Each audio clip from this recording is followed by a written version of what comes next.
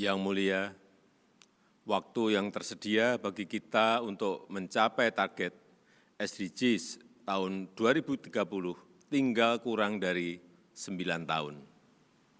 Pandemi COVID-19 yang melanda seluruh dunia semakin mempersulit pencapaian target SDGs tersebut. Bahkan berbagai kemajuan selama ini yang kita capai telah tergerus akibat pandemi. Di dunia, 255 juta orang kehilangan pekerjaan. Di dunia, 110 juta orang kembali ke jurang kemiskinan. Dan di seluruh dunia, 83 hingga 132 juta orang terancam kelaparan dan mengalami malnutrisi. Dalam situasi yang sulit seperti ini, business as usual tidak bisa dilanjutkan. Kerjasama dan solidaritas harus dipertebal dan inovasi harus ditingkatkan. No country can progress until all countries progress. Oleh karena itu, saya ingin sampaikan beberapa pemikiran. Pertama, kita harus membuat dunia untuk segera pulih dari pandemi. Vaksin adalah harapan untuk mempercepat dunia keluar dari krisis kesehatan ini. Akses yang adil dan merata terhadap vaksin harus dijamin. Namun hingga saat ini kita melihat kesenjangan akses vaksin masih sangat lebar. Vaksin sebagai global public goods jangan hanya menjadi slogan. Indonesia mendorong agar kita melakukan percepatan realisasi kesetaraan akses vaksin bagi semua negara, termasuk melalui berbagi dosis lewat COVAX Facilities. Pemenuhan kebutuhan pendanaan vaksin multilateral, peningkatan produksi vaksin global termasuk melalui TRIPS waiver, penguatan global supply chain vaksin, termasuk menghilangkan hambatan ekspor dan hambatan bahan baku vaksin, dan peningkatan diversifikasi dan volume produksi vaksin termasuk di negara berkembang. Yang kedua, kita harus meningkatkan perhatian dan bantuan kepada kelompok rentan akibat melambatnya kegiatan perekonomian. Semua lapisan masyarakat terdampak akibat pandemi, terutama bagi kelompok rentan.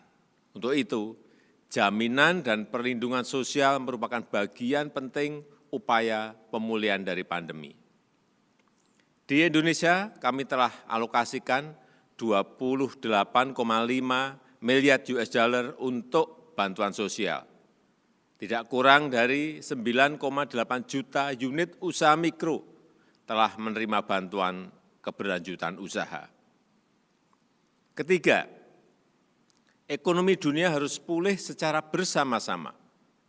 Beberapa negara di dunia telah mencatat pertumbuhan positif, namun itu hanya akan bermanfaat jika terjadi secara bersamaan. Roda perekonomian dunia harus mulai bergerak bersama tanpa mengorbankan aspek kesehatan. Percepatan pemulihan ekonomi harus dilakukan dengan tetap mengutamakan kesehatan serta pembangunan berkelanjutan. Ke depan, kita harus mendorong investasi dalam pemulihan yang berketahanan, berkeadilan, dan hijau, a resilient, just, and green recovery. Dukungan negara maju dalam transisi ekonomi hijau di negara berkembang harus diperkuat. Pembangunan yang lebih berkelanjutan, inklusif, dan pro-poor harus menjadi landasan. Terakhir, kemitraan global harus diperkuat. Dalam situasi saat ini, komitmen kemitraan harus dipertebal. Prinsip no one left behind harus diwujudkan dalam bentuk nyata. Kita harus berkomitmen untuk menghindari me first policy. Mari kita bangun kepercayaan dan solidaritas untuk mencapai tujuan bersama. Semangat ini juga akan dibawa oleh Indonesia pada presidensi G20 Indonesia tahun depan dengan tema Recover Together, Recover Stronger. Visi ini akan mengedepankan semangat kepemimpinan kolektif global untuk pemulihan dari pandemi dan pertumbuhan dunia yang inklusif. Yang mulia, sebagai penutup, komitmen Indonesia terhadap SDGs tidak surut meski di tengah pandemi.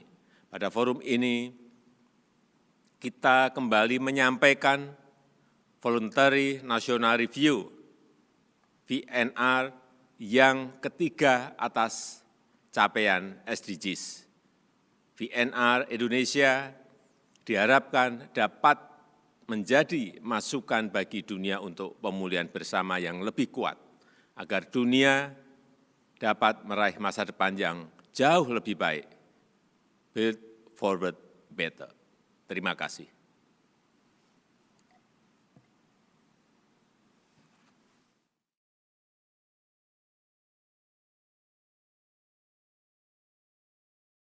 Jangan lupa follow, like, dan subscribe sosial media Tribun Jateng.